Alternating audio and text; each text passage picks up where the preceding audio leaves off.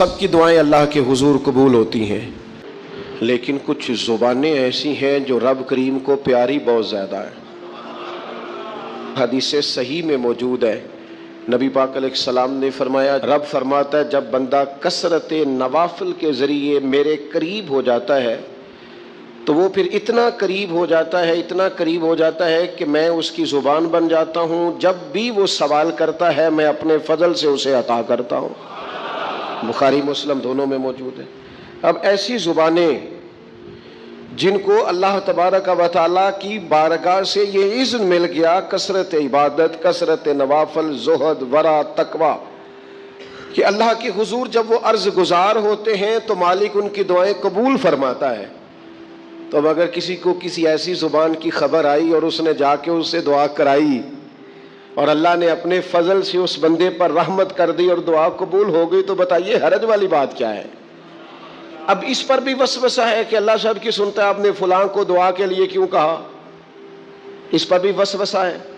روحانی دنیا سے لوگوں کو دور کرنے کے لیے، اللہ کے نیک بندوں سے دور کرنے کے لیے، وہ لوگ جو مالک کریم کے قرب والے ہیں، جن کو قرآن مجید نے اولیاء اللہ کہا ہے، ان سے لوگوں کا رشتہ کمزور کرنے کے لیے ایک نیا رنگ، ایک نئے انداز میں بات کہ اللہ سب کی دعائیں قبول کرتا ہے۔ اب تم دعا کرانے جا رہے ہو، تم نے فلاں سے کہا میرے لیے دعا کرنا، تم نے فلاں بزرگ سے کہا میرے لیے دعا کرنا، تو میرے بھائی یہ تو بڑی آسان سی سادی سی بات ہے۔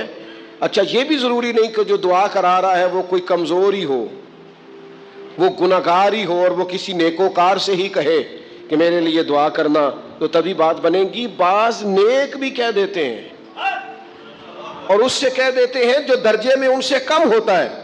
کیا حضرت امام جعفر الصادق رضی اللہ تعالیٰ عنہ نے کہا نہیں حضرت داؤد طائی سے کہ میرے لیے دعا کرنا؟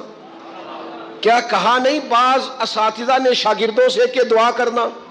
کیا کہا نہیں کہ بعض مشائخ نے مریدوں سے کہ میرے لیے دعا کرنا؟ بھائی کیا بیٹا اپنے باپ کے لیے دعا نہیں کرتا؟ کیا بیٹیاں بیٹے ماں باپ کے لیے دعا؟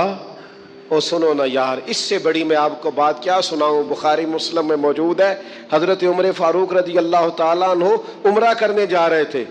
اللہ کے پیارے رسول، رسول رحمت، محبوب رب اکبر صلی اللہ تعالیٰ علیہ وسلم نے فرمایا، عمر میرے بھائی ہمیں بھی دعاؤں میں یاد کرنا۔ اب بتاؤ اس سے بڑی مثال کہاں سے لائیں؟ حضرت عمر سے نبی کریم علیہ الصلوۃ والسلام نے کہا، عمر میرے بھائی ہمیں بھی اپنی دعاؤں میں یاد رکھنا۔ تو اگر حضور جناب عمر سے کہہ سکتے ہیں دعا کرنا، مجھے بتاؤ حضور کو ضرورت ہے جناب عمر کی دعا کی؟ یہ کس لیے کہا؟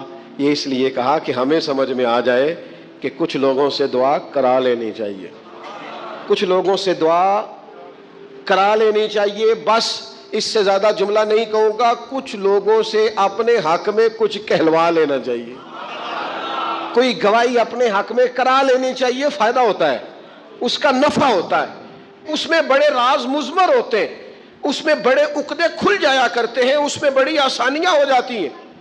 میرے عزیز، نبی پاک صلی اللہ تعالی علیہ وسلم نے فرمایا جناب عمر سے میرے لیے، حضور فرماتے ہیں اللہ کے کچھ بندے ہیں، اگر وہ قسم کھا کے کہے نا یا اللہ ایسا کر دے، یہ بخاری مسلم دونوں میں موجود ہے، وہ قسم کھا کے کہے نا لو اقسم علی اللہ لا ابرہ، وہ اگر قسم کھائیں تو رب ان کی قسم بھی پوری فرما دیا کرتا ہے۔